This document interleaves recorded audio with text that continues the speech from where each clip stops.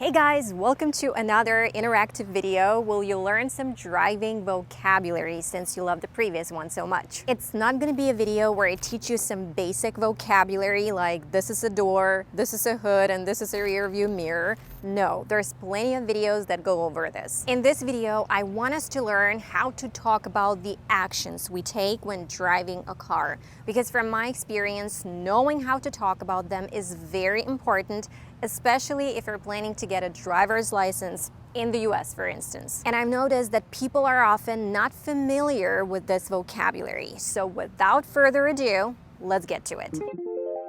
So what we'll do first is unlock the car.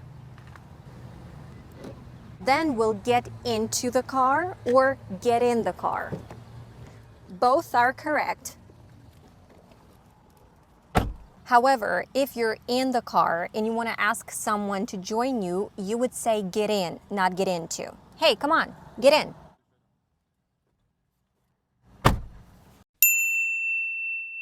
If you needed to, you would adjust the seat position, or you can say just adjust the seat and adjust the mirrors.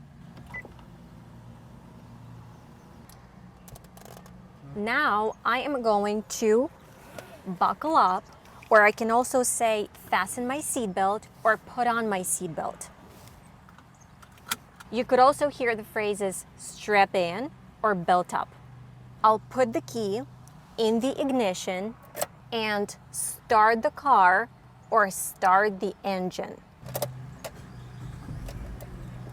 All right, now that we have done this, the next thing that I want to do is to pull out of the parking spot. So when you're leaving or exiting your parking spot or the driveway, you pull out of it. And the opposite of pull out of is pull in or pull into the parking spot, parking lot, or the garage. So to pull out of the parking spot, I need to do what? That's right. I need to move the car backwards. And the right way to say this would be I need to back up or I need to reverse. Before I start moving, I'll check my mirrors and I'll check my blind spots for any hazards. A blind spot is the area you can't see by looking in the mirrors, so you would look over your shoulder to do that. All right, all clear, let's back up. Now we will go to the main road and we will be merging into traffic. Merging traffic is when two traffic streams combine into a single lane. We'll turn on our blinker. This means that we will turn on our turn signal. And we'll yield the right of way. This means allowing other vehicles to proceed through the intersection ahead of you. A vehicle is anything used for transporting people or goods, especially on land, such as a car, truck, or cart. Cars moving on the road are called traffic, and this is a traffic jam. Now we're going to speed up or accelerate smoothly, and this means that we'll start to move faster. You could also use the phrase step on it, and it means to start to move faster, and you can use it in any situation where you want to tell someone to start moving faster. And it actually comes from driving a car because when you step on the accelerator pedal, you start to speed up. And now we will slow down or brake gradually. I wish everyone would slow down on the highways because the speed at which vehicles move on the highways stresses me out. Right now, I'm in the right lane, but I need to turn left at the traffic light. This is a traffic light. So I need to change lanes. This action means changing lanes, moving from one lane to another, and this is a lane. I'll signal to change lanes, which means the same as turning on our blinker. It means using our turn signal. So we can say to turn our signal on, to put our signal on, to use our signal, or just to signal using the word signal as a verb. Or all of this just using the word blinker instead of signal. You can take your pick. Tailgate is another word you should know. It's when one vehicle is driving too close to another one and is considered a form of aggressive driving and is dangerous. We're not going to be doing that for safety reasons. What we want to do is to maintain a safe distance, meaning leave enough space between our car and the car in front of us. Do you know what the act of moving ahead of another vehicle is called? There's more than one way to say this. So we can say to pass a car, to overtake a car, or to surpass a car. You should wait for a safe opportunity to pass a car in front of you on a two-lane road.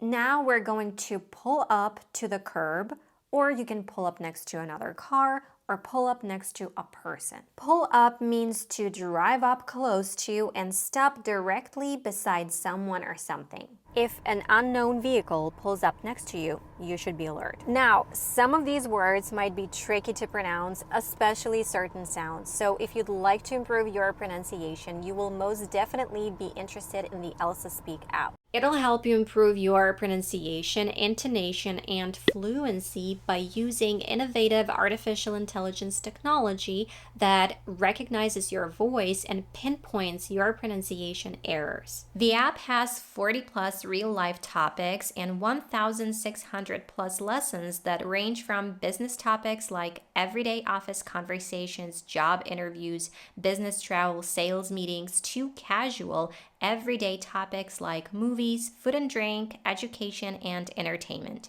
It also has an amazing dictionary that shows you how to pronounce any words or phrases, and community feature that allows you to add your friends and colleagues and compete with a leaderboard, as well as ask for help by posting a word you're struggling with and having friends help you correct it. So just go ahead and download it right now for free and get 7 days of pro membership for free.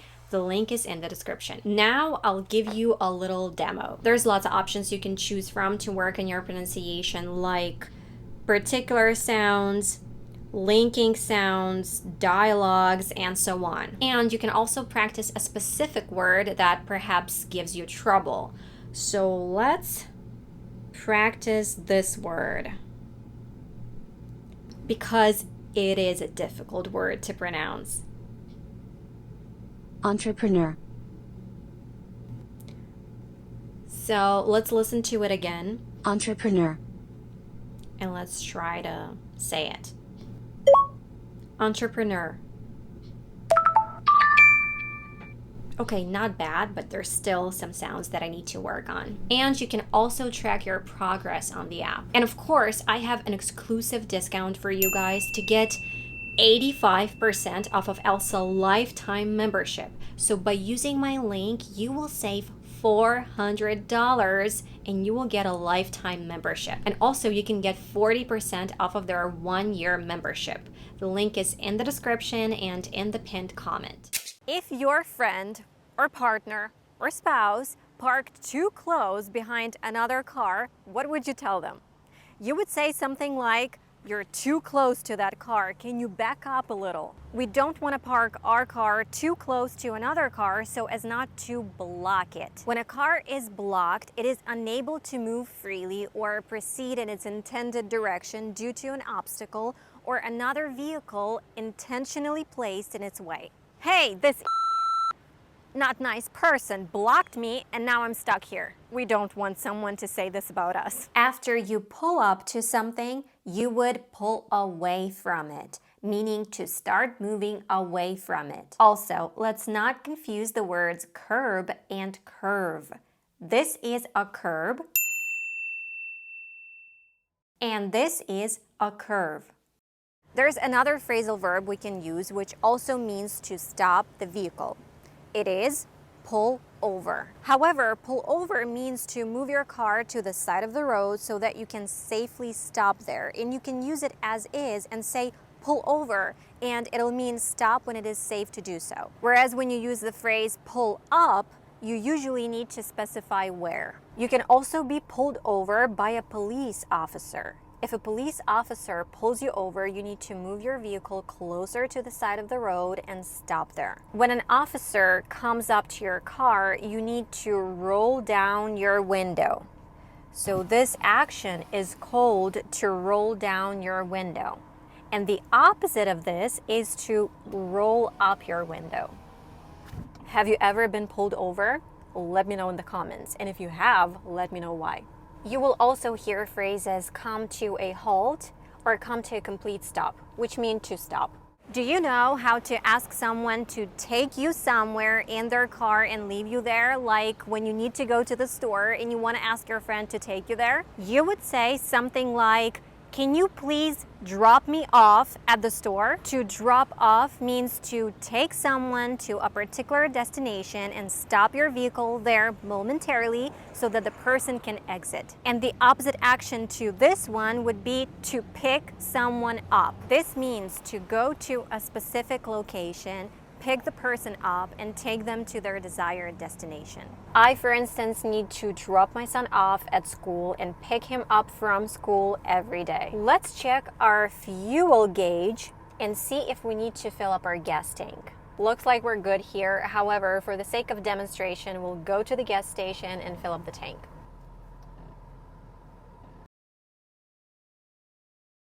And right now we're filling up our gas tank. All right, let's go back to the parking lot. And we will reverse park here, or park our car in reverse by backing into a parking space. We'll put the car in park, turn off the engine, get out of the car, close the door, and lock the car.